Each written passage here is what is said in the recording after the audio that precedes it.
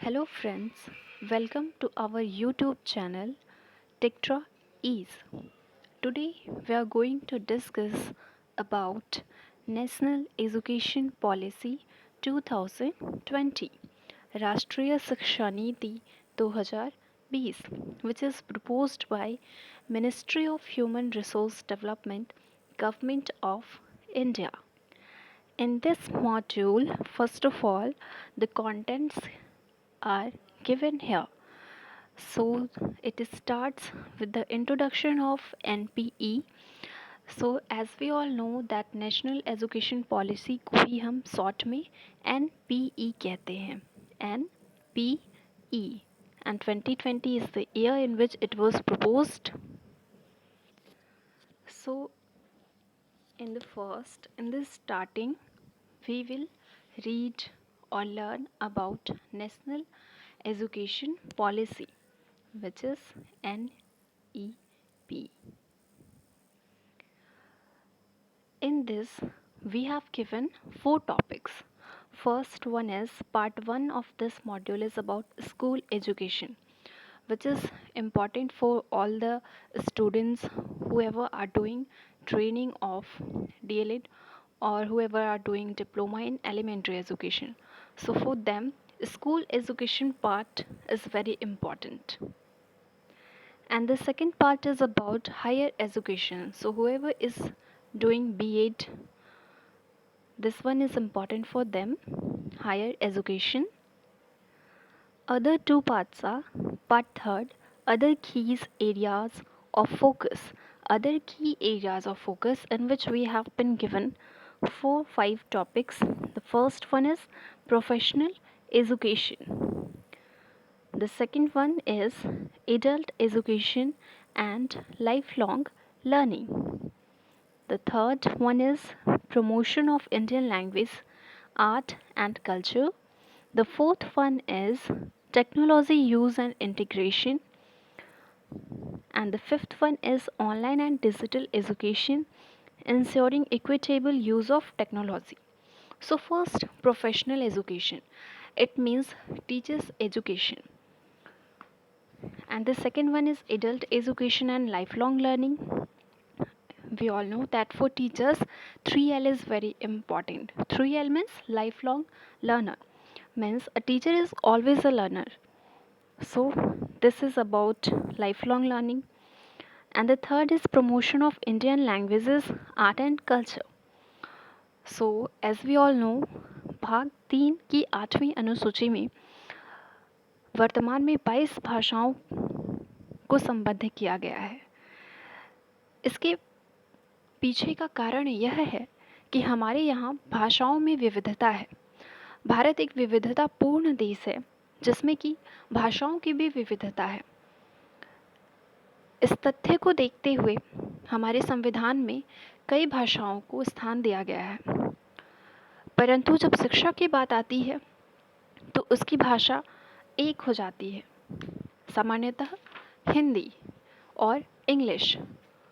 English को सभी राज्यों में समान दर्जा दिया जाता है, परंतु उनकी क्षेत्रीय भाषा का यहाँ पर उसको अनदेखा किया जाता है.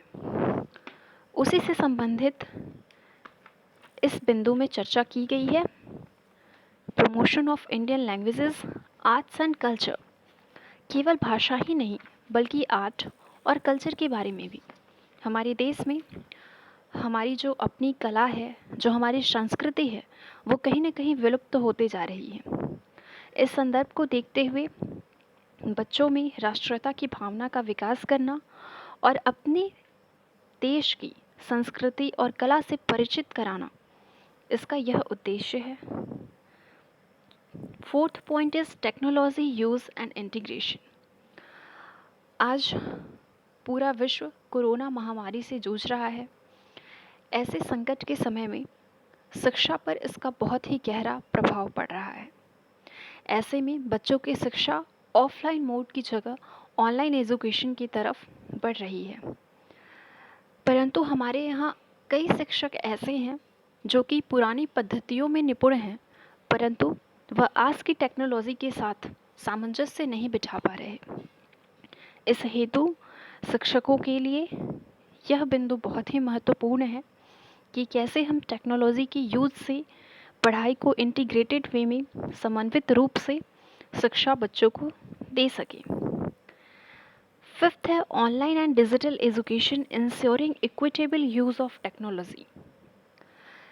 जब हम ऑनलाइन शिक्षा प्रदान कर रहे हैं तो ऐसे कई छात्र छात्राएं हैं जिनके पास ऑनलाइन एजुकेशन के लिए सुविधाएं प्राप्त हैं, परंतु कुछ ऐसे भी छात्र हैं जिनके पास वो सुविधाएं नहीं हैं जिससे कि वो ऑनलाइन कक्षाओं में संलग्न हो सके।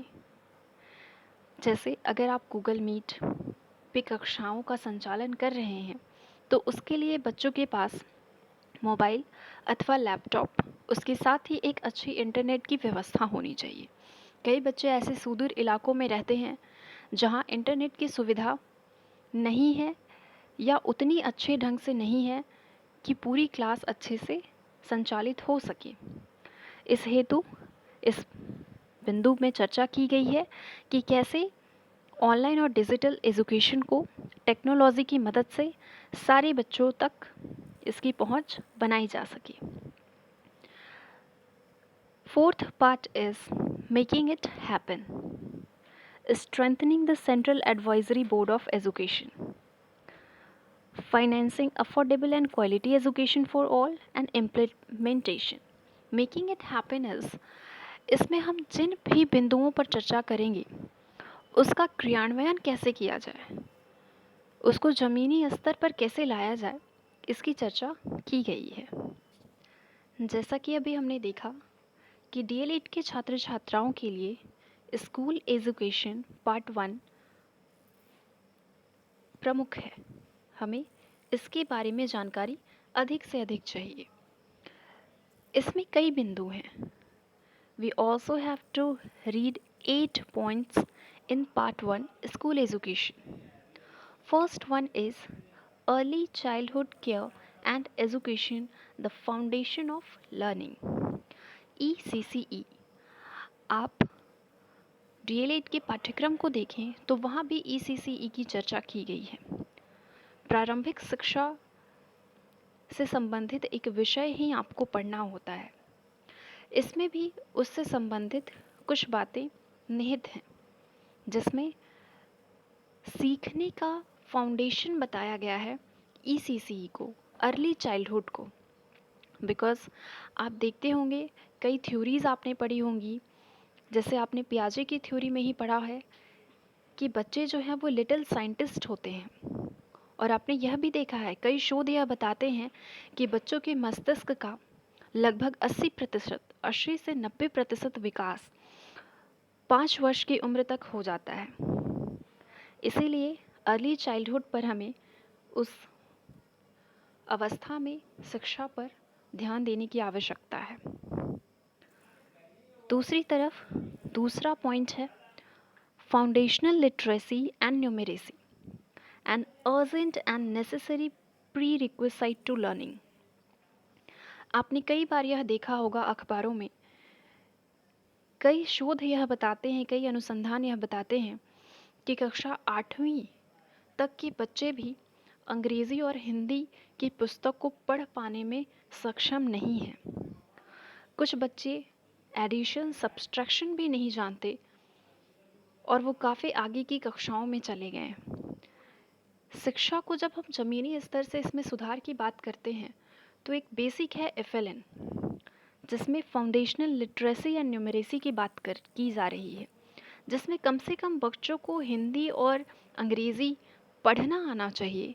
न्यूमेरेसी में उन्हें 4 fundamentals, addition, subtraction, multiplication and division, ये जो बहुत ही बेसिक सी चीज़ है ये बच्चों को आनी चाहिए, जो कि अभी हम इस लक्ष्य तक नहीं पहुंच पाए हैं कि सारे बच्चे लिटरेसी एंड न्यूमेरेसी में सक्षम हों।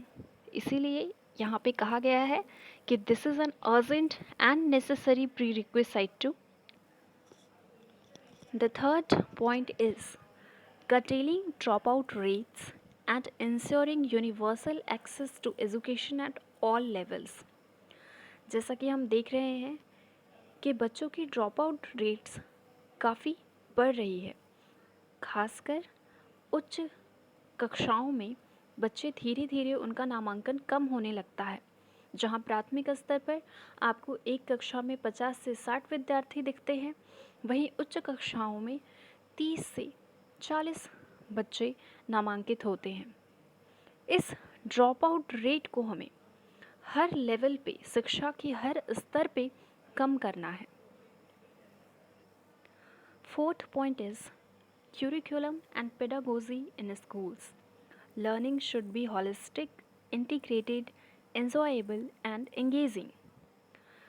इसमें पाठ्यचर्या और शिक्षण शास्त्र की बात की जा रही है, जिसमें कहा गया है कि लर्निंग शिक्षण जो है अधिगम ऐसा होना चाहिए जो हॉलिस्टिक हो, अपने नेचर में सर्वांगीण स्वरूप रखे हुए हो, इंटीग्रेटेड हो, समन्वित रूप हो।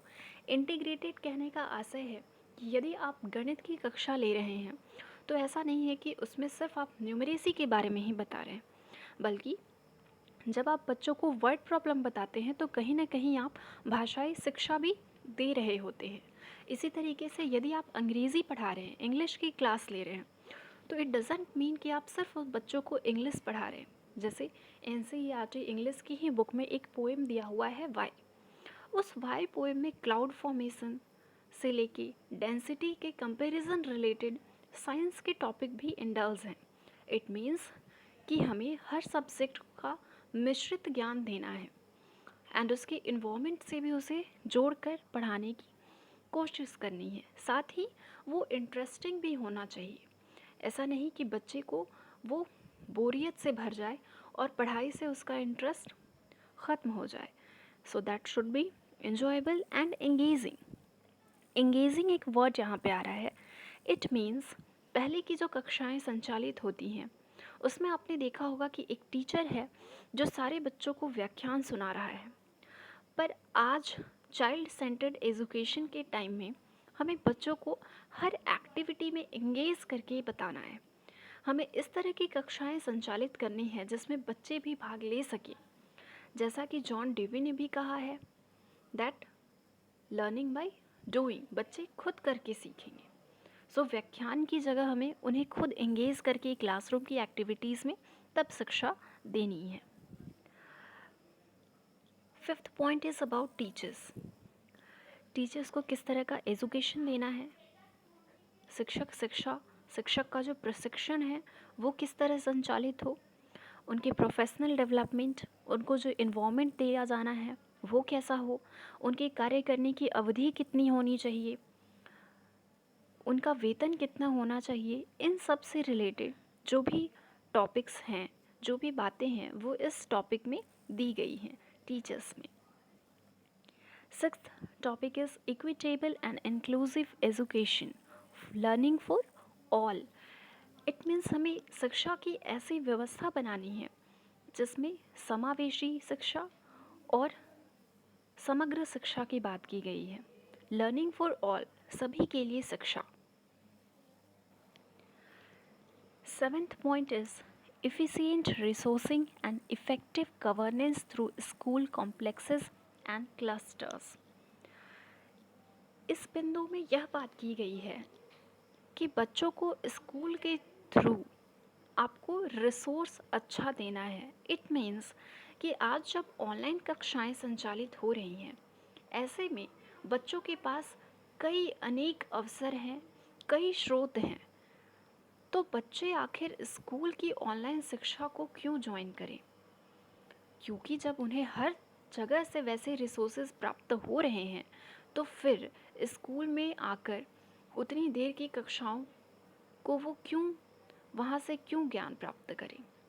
इसीलिए उन्हें एक हमें इफ़िशिएंट रिसोर्स देना होगा, ऐसे रिसोर्स और एक समग्र रिसोर्स ताकि बच्चे उससे कुछ सीख पाएँ और उन्हें यह लगे कि स्कूल की जो शिक्षाएं दी जा रही हैं वो वाकई बहुत अच्छी हैं, ज्ञानवर्धक हैं।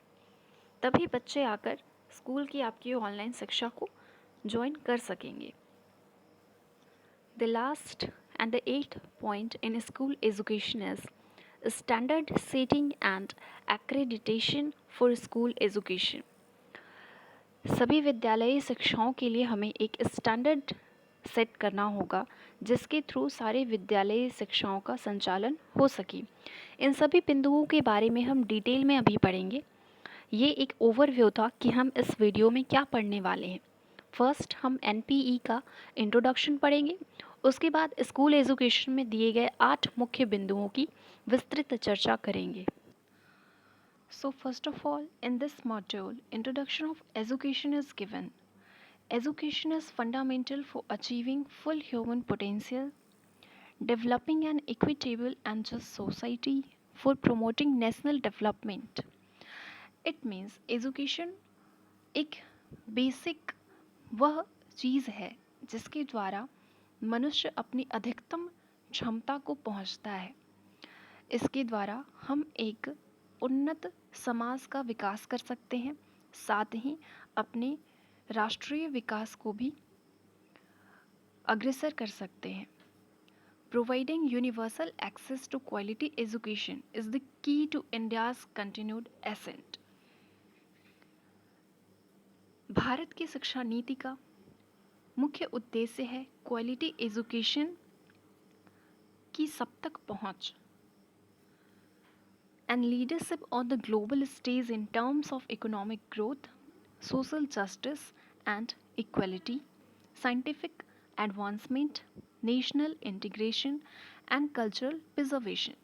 इसके साथ ही हमारे देश की शिक्षा से संबंधित आशाएं यह हैं कि हम वैश्विक स्तर पर इकोनॉमिक ग्रोथ करें, सोशल जस्टिस और इक्वालिटी हो, साइंटिफिक एडवांसमेंट हो, नेशनल इंटीग्रेशन हो, राष्ट्रीय एकीकरण हो और हमारी संस्कृति की सुरक्षा की जा सके, इसको प्रिजर्व किया जा सके हमारी कल्चर को। As we all know that the world is undergoing rapid changes in the knowledge landscape with various dramatic scientific and technological advances such as the rise of big data, machine learning and artificial intelligence, many unskilled jobs worldwide may be taken over by machines. जैसा कि हम सब जानते हैं कि हमारा विश्व कितनी तेज गति से शिक्षा के क्षेत्र में आगे बढ़ रहा है, उसके साथ ही मशीन लर्निंग, आर्टिफिशियल इंटेलिजेंस, इस तरह की स्किल्ड जो जॉब है वो हो सकता है कि अनस्किल्ड जॉब का स्थान ले लें। साथ ही क्लाइमेट चेंज के इस परिदृश्य में हम यह देख रहे हैं कि बढ़ते pollution, depleting natural resource, there will be a sizable shift in how we meet the world's energy, water, food and sanitation needs. जिस तरीके से जलवायु में परिवर्तन हो रहा है और हमारी जो संसाधन हैं सीमित हैं, हम कैसे वैश्विक उसकी ज़रूरतों को पूरा करेंगे।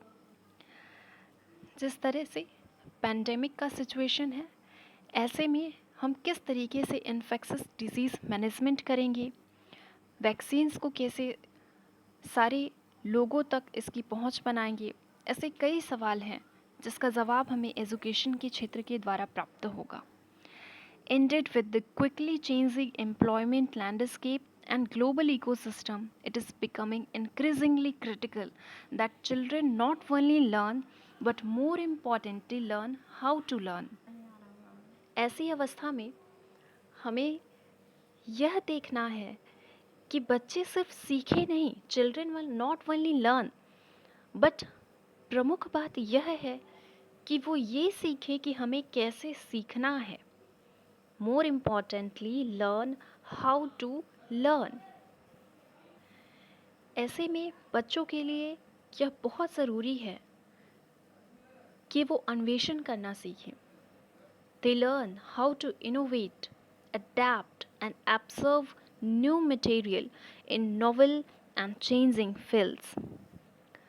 The gap between the current state of learning outcomes and what is required must be bridged through undertaking major reforms. जो ये गैप बना है current state of learning outcomes, it means सीखने का प्रतिफल जो हमें चाहिए और जो रिक्वायर्ड है, जो ज़रूरी है, उन दोनों के बीच की ये जो ब्रिज बन गई है, जो पुल बन गई है, जो खाई है, उसे हमें कम करना होगा मेजर रिफॉर्म्स के थ्रू। ऐसे रिफॉर्म्स हमें लाने होंगे that will bring the highest quality, equity, integrity into the system from early childhood care and education through higher education, जिससे कि क्वालिटी, इक्विटी, इंटीग्रिटी आए और वो उसकी शुरुआत ECCE से ही हो, अर्ली चाइल्डहुड से ही हो और वो हायर एजुकेशन तक जाए।